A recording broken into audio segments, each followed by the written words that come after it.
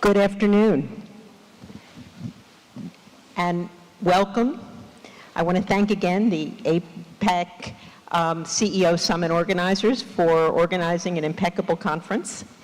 And I want to welcome Prime Minister Trudeau and Mary Ang, the Trade Minister of Canada.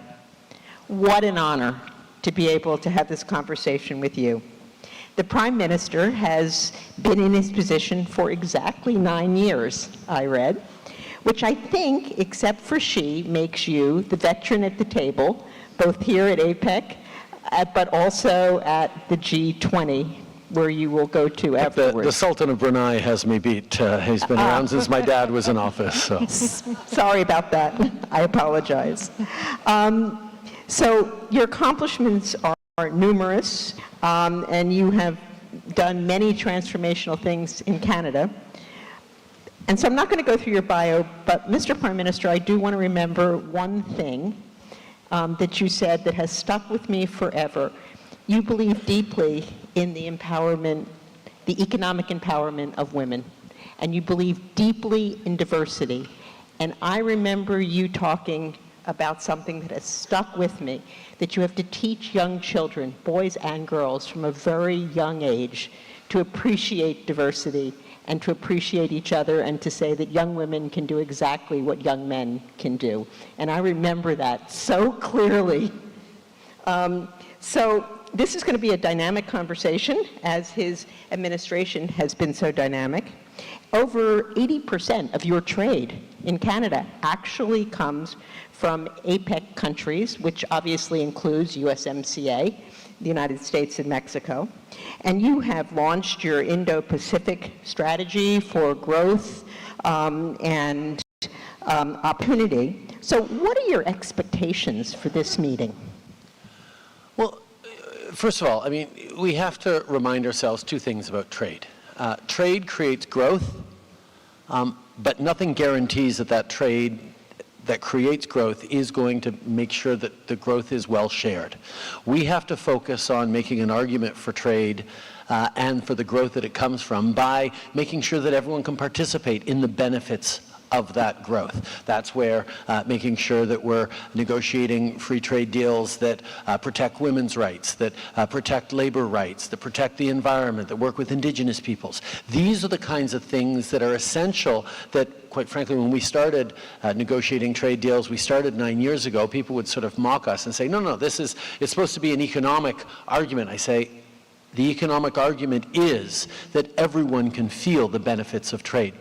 Because if trade creates growth, it creates enough growth to be able to have win-win in any trade negotiation out there. But at a time of people not feeling like trade has done them any good, one of the arguments that we're seeing everywhere around the world is, well, then we're going to make trade good for you, even if it's bad for the other person. It introduces a win-lose into the trade negotiation frame. And Canada has never had that. We've always understood, a sense of skill, a sense of modesty, a Canadianness or whatever, that for trade to be effective, it has to be win-win. And that idea that there's plenty of growth to go around, we just have to make sure it's win-win, not just between the two countries involved or the multiple countries involved as we've signed large trade deals, but that it also impacts on citizens. And the instability in all economies, not just democracies, that come when citizens don't feel like the institutions or the economy or the vision for the economy or even the trade deals are there to support them, creates instability. People start withdrawing their support from trade. So that's why business communities, like governments, like people around the world, should be focused on making sure that the growth and the benefits that come from increased ties around the world are actually shared more generally with women, with workers, with environmental protections, because that's one of the only ways of ensuring the kind of stability and predictability that we've had, that the world has benefited from over the past decades. And that's one of the ways that our government has been able to sign more trade deals than just about any other governments. We are the only country in the world, the only G7 country in the world, with a free trade deal with every other G7 country. And just today, we announced that we have concluded our free trade deal with Indonesia, the world's fourth largest country by population, which demonstrates that even at a time of protectionism and uncertainty, there is a way to create good deals that work as long as they work for citizens as well as the business community. And that's something that Mary's been absolutely amazing about focusing on. Well, it's really, really terrific to look at trade from the standpoint of trade being able to create economic growth for micro, small, and medium-sized businesses, for women-owned businesses. We have a stat in Canada that I often like to say to people, and I like to say it to the business community most of all, because it really is about the return on the investment. So in Canada, if you add more women to your economy, we will add $150 billion to the Canadian economy just by adding women into the economy. And globally, Absolutely. it's $12 trillion. So, and we have seen that number move up by the greater participation of women. So, so I think it is in that secret sauce, which is what the Prime Minister says. Trade really does work when it can work for everyone in your society, including workers and those that often are underrepresented in the global value chains. Thank you. I couldn't agree more. So from here you go to the G20, and I know this isn't about the G20, but I would be really remiss if I didn't ask you about the elephant in the room, which is my election, or the election in my country, the United States of America. And I know behind the scenes everybody's kind of talking about that. Could you just give us some insight? Because, you know, as you said, obviously there are people that feel deprived in the United States, which is how we've ended up in this path. But, you know, what's being discussed potentially is going to turn trade governance upside down. So maybe a little bit of your perspective. Well, a couple of things. First of all, when Donald Trump first got elected in 2016, he made a commitment to rip up one of the most successful trade deals that the world has ever seen, NAFTA, or specifically Canada-US free trade deal particularly.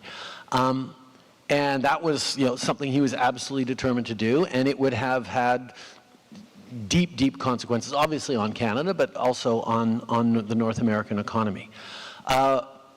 We rolled up our sleeves and did the hard work of demonstrating that it was not just possible, but desirable to create a win-win, to update NAFTA, to update USMCA in all sorts of different ways. And the level of connectedness between the Canadian and the American economy, to be specific about that, meant that it would have been very, very difficult for the American administration to do something that would hurt the Canadian economy and hurt workers, that wouldn't also significantly hurt the American economy and American workers. So based on those truths, we looked at ways to update and adjust our trading relationship, and we did that because the fact is middle-class workers in Canada and the United States have been building things together for decades and generations to tremendous success. And basing the arguments around this is how you create jobs in both of our economies, this is how you create opportunity and prosperity there, it was hard work. I mean, yeah, it wasn't easy, and nothing's going to be easy this time. Little secret, there is no American administration that is automatically easy for a Canadian government. They take a very robust look at their own interests, and Canada adjusts. But our ability to do that and protect good jobs in Canada is what's going to be at the center of everything. The fact that we have, over the years, created such strong links, and that there are so many strong links going forward, whether it's critical minerals, where Canada has the mines and the ability to develop those resilient supply chains that are reliable from a friend, that are less certain elsewhere around the world, whether it's our energy resources, whether it's the extraordinary workforce that we have. Canadian workers are some of the best in the world. These are things that we have as value added. But if we were going to go into any negotiations with the United States or in any negotiations everywhere looking for, okay, how do we make Canada win and the other person lose? That wouldn't work. But because we have always gone in, there's a win-win here, because trade done well can benefit everyone. That's going to be the approach that we're going to continue to have, because we do things together well. Thank you. So many of the panels here at the CEO Summit have been around AI. And obviously, there's lots of discussion in Canada as well from a variety of perspectives. One of them has been governance around AI, and you've kind of taken a leadership role in that space. Might you be willing to comment on that? And then I have another follow-up question on AI. First of all, yeah, in terms of governance, Canada put on the agenda in the 2018 G7 in Charlevoix one of the first conversations that we've had, that are now have at all summits, around global partnership and leadership around responsible development of AI. We created the Global Partnership for AI. It was specifically Canada and France working on that. That was a Canadian initiative back in 2018. When not many other people were talking about the global implications and regulations around AI. So we started that. The reason we started that was because Canada is one of the primary places where people like Yoshua Bengio and Geoffrey Hinton, who just won the Nobel Prize, developed modern AI in how it's spread. So we had a certain amount of grip on that already. So there's a lot of things that we're doing around creating that right balance around AI that's going to both make sure that AI is not used for evil purposes as much as we possibly can, because there's a lot of anxieties about that, but more importantly, make sure that AI is actually there to empower everyone, not just the biggest businesses that can hire a whole department and invest massive money in funding to adapt to it, but how do we get AI into small businesses? How do we reassure people that AI can be a lever for greater productivity, greater opportunities? We have to make sure there's a framework that the whole world, or at least the democratic world that is aligned in its values, is working on to make sure that it's going to be effective. But pushing for AI is something that Canada has been able to do and will do and continue to do in responsible ways, and I'm looking forward to see a high level of uptake in our small and medium-sized businesses across Canada around AI as we do more investments. The other thing people don't think about enough when it comes to AI, and AI is going to transform our economies, transform our world the way the development of electricity did hundreds of years ago. It will touch every single job, everything we all do within 5-10 years. So it is coming, it is inevitable. The issue is, how do we manage it in a way that is minimally disruptive for the largest number of people? Yeah, lots of people are going to have to learn new aspects to their jobs, but it's going to be everywhere. The biggest limiting factor on AI is actually going to be power. The energy consumption necessary around AI, nobody has properly understood yet. And that's the one that I've been really, really obsessing about lately. How are we going to be able to, because Canada already is 80% clean energy grid. It's a huge advantage. Companies from around the world are investing in Canada because of our clean energy, because of our workers, because of our innovation, all those things. But as we look at how to develop the necessary clean power to power AI, not just in Canada, but around the world, we're stepping up. We've actually stepped up big time on nuclear. We just sold 2 new full-scale. Stole my next question. Yeah, was your next question? Okay, but it's, see, I've stopped talking about AI and not talking about the power needs around AI. And that's where Canada, yes, we have hydro, but investing again in nuclear, looking at Two full-scale reactors we just sold to Romania, the uranium reserves that we have in Canada, the opportunity to build full-scale reactors and small modular reactors to meet the energy needs of the coming years. Canada's been facing a massive boom of investment from around the world of companies that want to come into Canada. Some of you have heard of Honda, Volkswagen, Michelin, Goodyear, others you haven't, Rio Tinto and others, that have come in and made Canada the #3 destination in the world yet last year for foreign direct investment.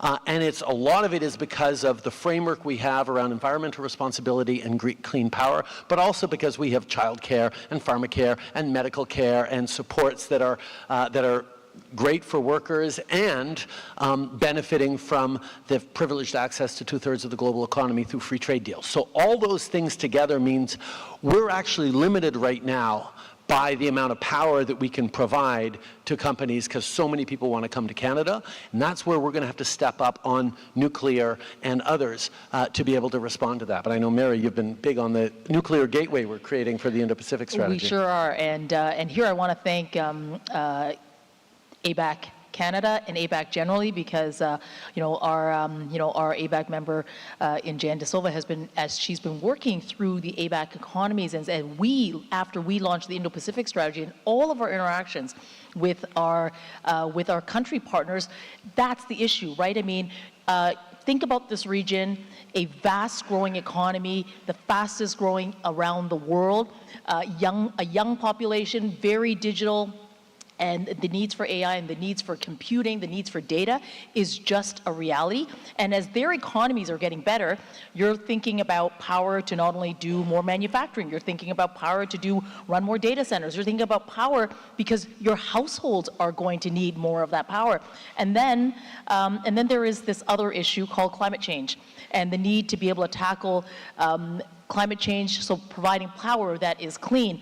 And Canada is that country. We're a tier 1 country for nuclear power. It's clean, and we know that if we're going to meet our net zero targets around the world, and certainly this region, nuclear is going to be really a part of the mix. So as part of our work, we're launching a Canadian gateway for nuclear development for the Indo-Pacific, where many of the APEC economies are going to be a part of that. So we're really excited about doing this work to build that capacity.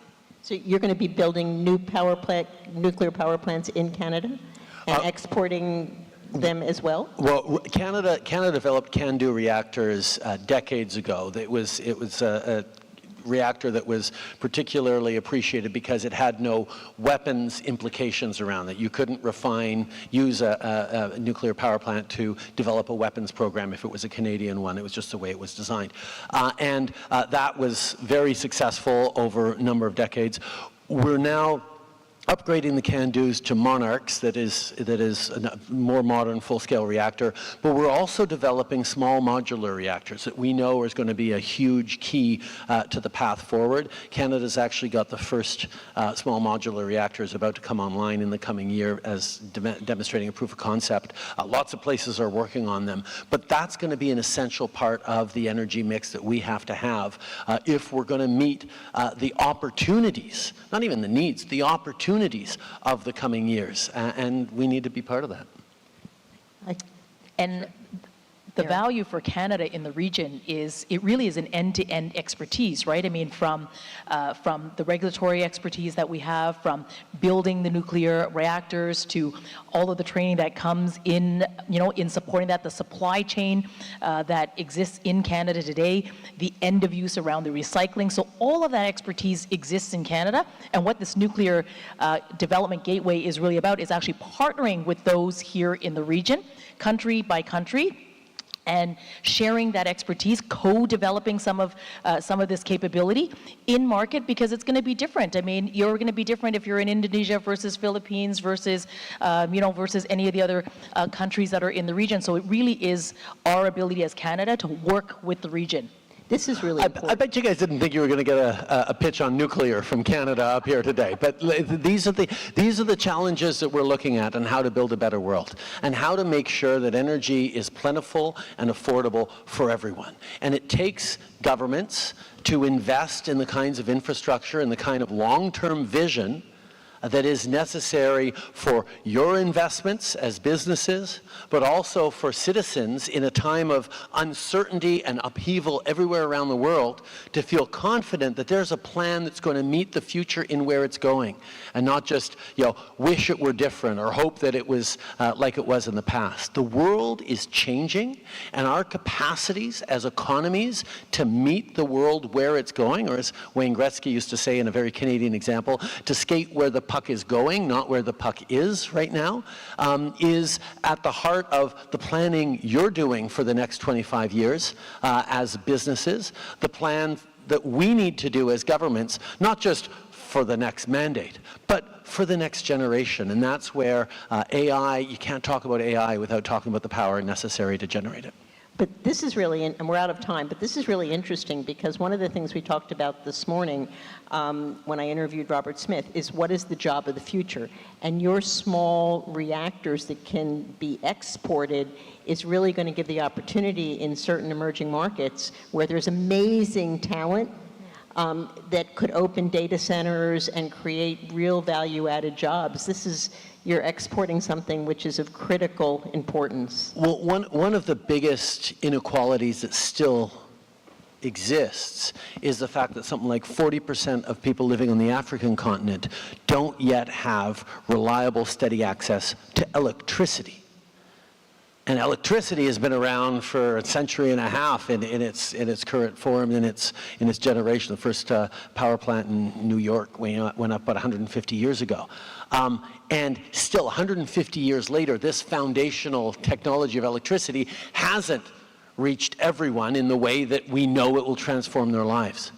If we have to wait 150 years for AI to actually empower people across the global south in emerging markets, then we've missed the opportunity to get the very best from everyone, and we've created the conditions for the kind of inequality and therefore instability that will be disruptive to the smooth functioning of the global economy, the way all of us can benefit from. So it is not just about doing the right thing on an economic sense. It's about understanding that the only way to do the right thing on an economic sense is to make sure that everyone feels like there is a path for them and their family and their community to be successful in the coming years, and that requires us all to think about that long term and the global issue in a way that, quite frankly, APEC does a great job, and APEC does a great job of bringing us all together. For 35 years, we've been coming together as economies to try and figure out how to create that growth and how to make it work for everyone, and that's what we're going to continue to do here. Well, with that, I want to thank Trade Minister Ng, Prime Minister Trudeau for this wonderful conversation. We wish you all the luck in these meetings today, in the G20 over the weekend, and of course in Canada with your growth strategy. Thank you, and your political strategy. Thank you so much for joining us. Thank you very much, Susan. Ladies and gentlemen, a round of applause for the Prime Minister of Canada.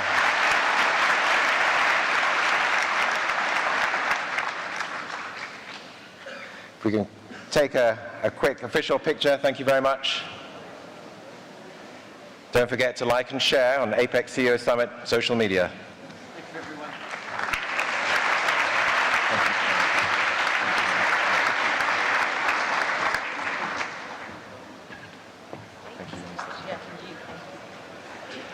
Ladies and gentlemen, we'll be right back in about 2 minutes' time, where we'll have a keynote address by the Prime Minister of Thailand. Please do stay in your seats. Thank you.